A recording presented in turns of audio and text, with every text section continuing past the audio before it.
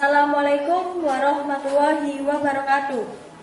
Ingkang kula hormati Bapak Kepala Sekolah, Bapak Ibu Dewan Guru, para staf tata usaha SMP Setunggal Wonokerto, lan para rencang sedaya ingkang kula tresnani.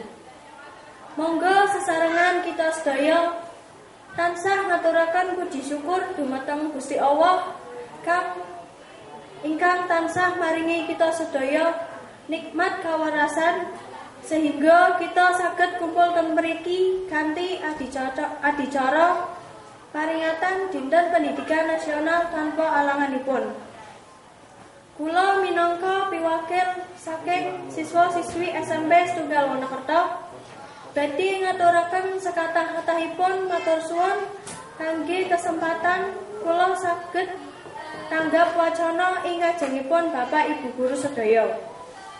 Ing kesempatan iki kula badhe ngaturaken cendhek enggalipun saran saking kula kangge SMP kang kita tresnani niki.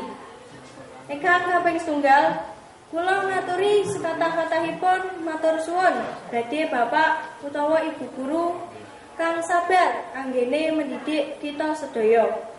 Ingkang kaping kalih, kangge para rencang-rencang, ayo padha ningkatake semangatipun sinau kangge ngoyok cita-cita kang dikarepake. Kanthi dinten pendidikan iki, monggo sesarengan kita sedaya donga kangge Bapak Ki Hajar Dewantara kang duweni jasa kangge pendidikan teng Indonesia niki supaya amal ibadahipun saged ditampi saka Gusti Allah. Amin ya rabbal alamin. Cekap semanten atur kula ngaturaken pangapura bilih wonten sepatah-patahipun kata kang kalepatan lan boten trep anggone diucapake. Matur suwun. Wassalamualaikum warahmatullahi wabarakatuh.